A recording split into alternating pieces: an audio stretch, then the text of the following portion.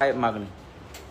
मुळात मनोज दादांसारख्या एका 6 कोटी मराठ्याचं दैवत असणाऱ्या नेतृत्वाबद्दल जर हा व्यक्ती असा बोलत असेल तर तुमच्या आमच्या सामान्य लोकांच्या बद्दल कसा बोलत असेल, लोकांना काय पद्धतीनं तो धमक्या देत असेल याचा विचार तुम्ही आम्ही केला पाहिजे।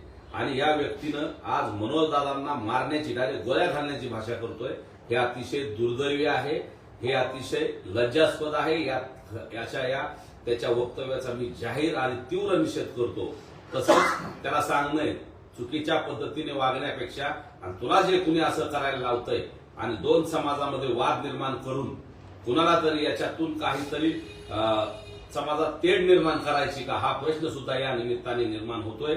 काही मागेही त्याने मला शिव्या दिल्या, आणखी एका महाराजांना शिव्या दिल्या होत्या, आपले बेलेश्वरचे महाराज आहेत त्यांना शिव्या दिलेल्या आहेत, स्वप्नील भाया गणपत यांनाही त्यांनी शिव्या दिलेल्या आहेत। हे मग तो स्वतः करतोय का ह्याला कोणीतरी करायला लावतोय, याच्या मागे कोण आहे हे सुद्धा शोधलं गेलं पाहिजे। यानं जाणून बुजून याला कोणीतरी दारू पाजतंय, याला कोणीतरी मराठा आणि इतर काही समाजामध्ये वाद व्हावा अशा पद्धतीनं त्याला कोणीतरी बोलायला लावतंय का काय, आणि त्याच्यामुळं हे कोणीतरी त्याच्यावर करून घेते असा आम्हाला दाट संशय आहे। तशी प्राथमिक माहिती सुद्धा आहे। त्यामुळे याच्या खोलात जाऊन पोलीस बांधवांनी, प्रशासनानं तपास करावा।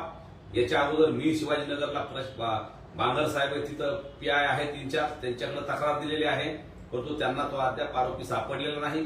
त्यांच्या कारवाई त्याच्यावर अजून मागच्या गुन्ह्यात काही झालेली नाही। वेळोवेळी सगळ्यांनी पोलीस प्रशासनाला सांगितलेलं आहे, तरी हा व्यक्ती त्याचं हे गैरवर्तन सुरूच आहे।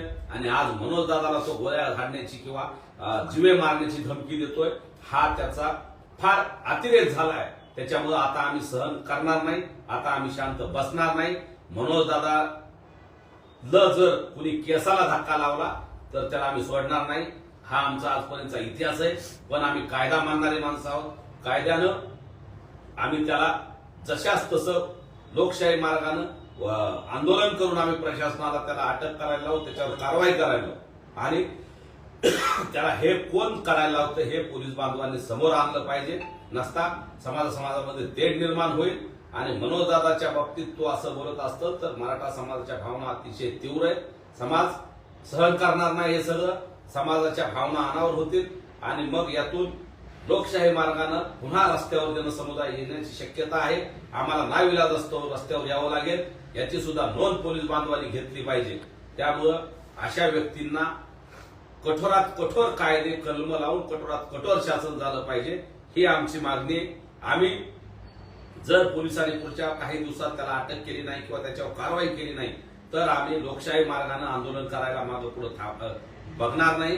हा सुद्धा पोलीस बांधवांना आमचा एक सल्ला आहे। संपूर्ण माध्यमावरती ती कॉल रेकॉर्डिंग आता व्हायरल होत आहे, तर तुम्ही बीड पोलीस प्रशासनाशी काही बोलला आहात का कारवाई संदर्भात? हो, माननीय पोलीस अधीक्षक साहेबाला मी ती रेकॉर्डिंग बद्दल बोललोय, त्या संबंधित व्यक्तीविरोधात कारवाई करावी म्हणून आताही विनंती केली। याच्या अगोदरही मला 2 वेळेस त्यानं शिव्या दिल्या, त्यावेळेस 1 वेळेस मी गुन्हा दाखल केला, त्याच्यानंतर 1 वेळेस पुन्हा त्यानं मला शिव्या दिल्यानंतर ती सुद्धा कॉल रेकॉर्डिंग आणि मी ते पोलीस अधीक्षक साहेबांना टाकलेलं आहे। परंतु पोलीस बांधवांना तो सापडत नाही असं त्यांचं म्हणणं आहे। आणि ते कलम असतील किंवा कायद्याच्या भाषेत तितकं काही कलम कुठले लावत हा काही कायदेशीर पेच निर्माण असू शकतो, परंतु मनोज दादाच्या बाबतीत, आमच्या बाबतीत जे झालं ते आम्ही काही लक्ष देणार नाही, पण मनोज दादाच्या बाबतीत असं काही झालं तर आम्ही ते सहन करणार नाही। कायद्याच्या कुठल्या चौकटीत बसवायचे, काय बसवायचे बसवा, पण मनोज दादाला धमकी देणारा, मनोज दादाला गोळ्या घालतो ही भाषा बोलणाराला आम्ही सुद्धा सोडणार नाही। लोकशाही मार्गाने त्याला आम्ही सुद्धा जाब विचारू, आणि पोलिसाला तो जर सापडत नसेल तर आमचे मराठा बांधव शांततेने त्याला शोधतील आणि पोलिसाच्या हवाली करतील, हे सुद्धा पोलिसांनी ध्यानात धरावं। त्याच्या अगोदर पोलिसांनी त्याला पकडून आणून त्याच्यावर कारवाई केली पाहिजे, त्याला असं वागण्यापासून प्रतिबंध केला पाहिजे, ही आमची पोलीस बांधवांना विनंती। समाजाची सुद्धा भावना आहे, त्याला लवकर अटक झाली पाहिजे। हो, त्याच्यावर कारवाईच व्हायला पाहिजे। असा व्यक्ती जर मनोज दादा सारख्या एवढ्या मोठ्या उंचीच्या व्यक्तिमत्वाला जर तो डायरेक्ट गोळ्या घालण्याची भाषा करतो, हे का लोकशाही नाही का? महाराष्ट्र काय असंच काय इथं हुकुमशाही आहे का? महाराष्ट्र हे पोलीस प्रशासनातलं, लोकशाहीतलं राज्य, हे कायद्यानं चालणारं राज्य।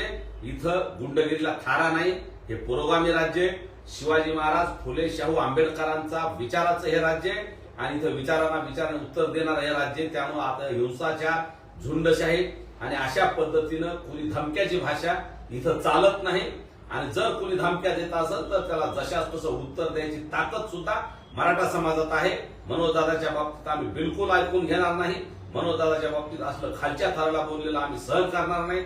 आणि त्यांना मारण्याची भाषा करणाऱ्याने अगोदर 100 विचार केला पाहिजे की आपण हे कुणाच्या सामन्याहून करतोय आणि कशासाठी करतोय याचं सुद्धा आत्मचिंतन त्या व्यक्तीने केलं पाहिजे.